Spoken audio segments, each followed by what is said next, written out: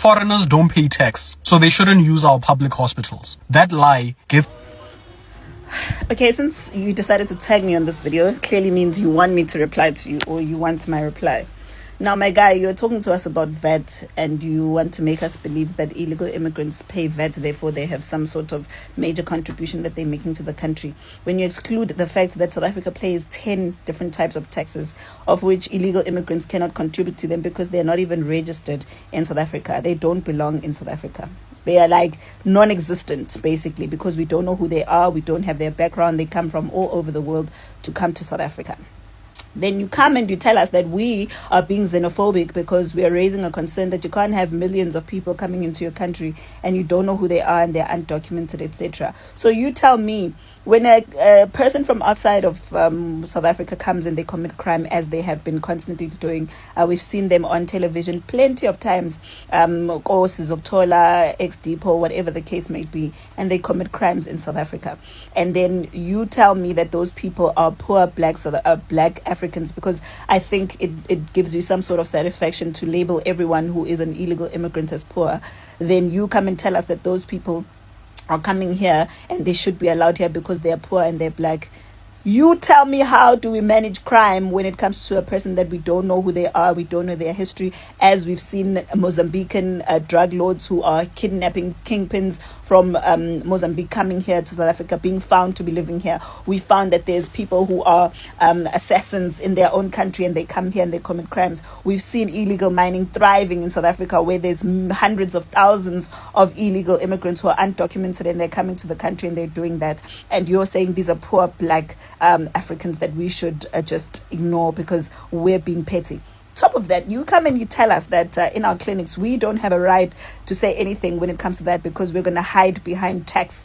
All right, let's remove the tax. And you tell me now, when there's Africans coming all over from Africa to come and collect medication and take that medication and go to their different countries and give it to different people, well, South Africans are complaining daily that they don't have medication. But of course, you wouldn't know this because you've never gone to a public clinic and listened to the stories of South Africans, have you? It's nice to sit on the internet and do videos of something you have absolutely no experience of, because, I mean, you want to trend, right? You want to sound right. You want to sound politically correct.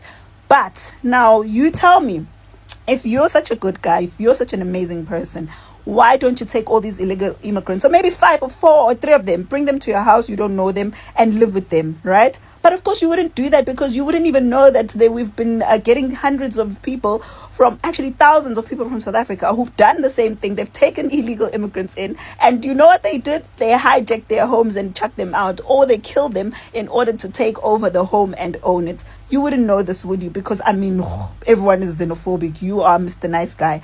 Right. Now, on top of that, we've had schools where children who are South Africans are not able to access schools because there are plenty of illegal immigrants that are in the country. But of course, everyone is poor. So why should South Africans get access to schools when we are supposed to be thinking about the rest of Africa, my guy? That's what you're saying, right? It's funny because people like you who want to be all smart and woke and whatever hardly ever consider the flip side of the coin. It's always about your beliefs and your thoughts. I challenge you to come to one clinic or one hospital and listen to the grannies who have been standing in hours for queues in queues the whole day trying to get medication, and they're not able to access it because medication is finished. You know why? Because they're selling it in their own countries. You know why? Because these poor people that you're advocating for don't even care about South Africans. They're here to make a business or do whatever that they want. But you are here on the internet because anyone on the internet can come and record without even having a single bit of experience about something. So I challenge you, my guy, if any of what you're saying is true and you can stand by it, come with us to one clinic or hospital and listen to the stories of South Africans who have suffered because of illegal immigrants, who are not able to access healthcare, who are not able to get medication, who give birth on the floor, who are not given a bed, and there's 10, 12, 13 illegal immigrants who need to come here and get whatever it is that South Africans are entitled for and should be getting. I challenge you to do that. Until you do that, don't record another video, don't reply to me, because you're talking about something that you have absolutely no idea what you're talking about. So what am I going to be talking to you about? About internet hype? I'm not here for the internet here. We are here to change South Africa because there are people in South Africa with real stories, not internet things that you will hype for 5 minutes. Come to the real world. Come to the real world.